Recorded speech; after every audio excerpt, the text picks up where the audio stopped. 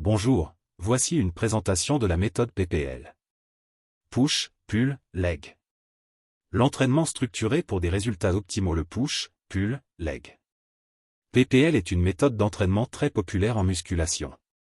Elle divise le corps en 3 groupes musculaires fonctionnels et s'adapte à tous les niveaux, que ce soit pour la prise de masse, la force ou l'esthétique.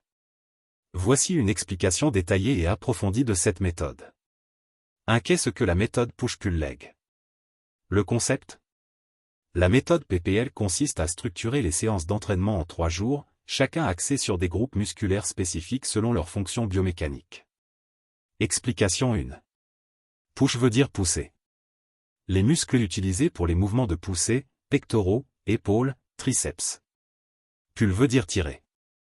Les muscles utilisés pour les mouvements de traction, dos, biceps, trapèze, 3 points, legs, jambes. Tous les muscles des membres inférieurs, quadriceps, ischio, jambiers, fessiers, mollets. Organisation classique, entraînement sur 3 ou 6 jours par semaine. Push, pull, leg 1 fois par semaine version 6 jours par semaine. Push, pull, leg, répété 2 fois permet de travailler chaque groupe musculaire 2 fois par semaine. 2. Les bases scientifiques et biomécaniques du PPL. Répartition fonctionnelle des groupes musculaires. En 1. Push, pectoraux, épaules, triceps. Les mouvements de poussée impliquent principalement les muscles responsables de l'extension des bras et de l'adduction des épaules. Les exercices principaux, le développé couché, développé militaire, dip, pompe, la biomécanique, le travail des articulations, de l'épaule, du coude et de la cage thoracique. Pull tiré. Dos, biceps, trapèze. Les mouvements de traction sollicitent les muscles responsables de la flexion des bras et de la rétraction scapulaire. Les exercices principaux, traction rowing curl biceps, face pull, la biomécanique, contraction isométrique des muscles du dos pour stabiliser la colonne. 3. Leg, quadriceps, ischio-jambiers, fessiers, mollets. Les jambes exécutent des mouvements de flexion et d'extension au niveau des hanches et des genoux. Les exercices principaux, le squat, soulevé de terre, fente, extension de jambes, la biomécanique, mobilisation des articulations des hanches, genoux et chevilles. Les principes scientifiques qui sous-tendent la méthode. 1. Surcompensation et récupération optimale. Travailler un groupe musculaire toutes les 48 à 72 H permet de maximiser la récupération et la croissance musculaire. La méthode PPL assure un bon équilibre entre stress musculaire et temps de repos. Le volume d'entraînement adapté en séparant les groupes musculaires, il est possible d'accumuler un volume élevé d'entraînement pour chaque groupe sans risque de surmenage. 3. Le recrutement des fibres musculaires. Chaque séance cible les fibres musculaires spécifiques à un type de mouvement poussé, traction ou propulsion des jambes. Cela maximise la sollicitation et favorise une hypertrophie harmonieuse. 4.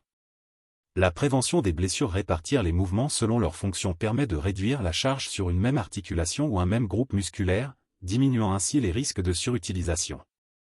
3. Pourquoi utiliser le PPL en musculation? 1. La polyvalence.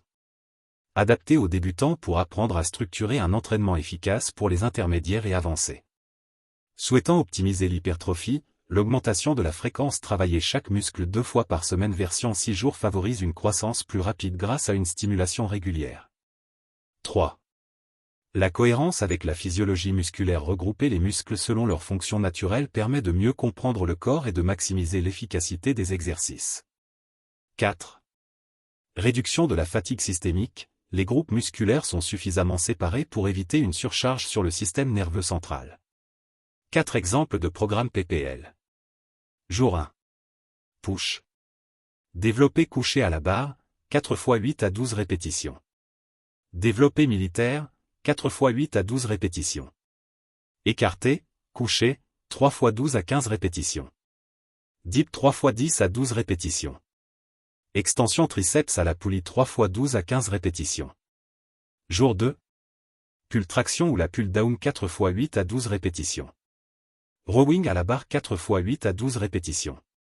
Face pull 3 x 12 à 15 répétitions. Curl biceps à la barre 3 x 10 à 12 répétitions. Shrug pour les trapèzes 3 x 12 à 15 répétitions. Jour 3. Leg squat 4 x 8 à 12 répétitions. Le soulevé de terre jambes tendues 4 x 8 à 12 répétitions. La presse à jambes 3x10 à 12 répétitions, fente 3x12 à 15 répétitions. Les extensions mollets 3x15 à 20 répétitions.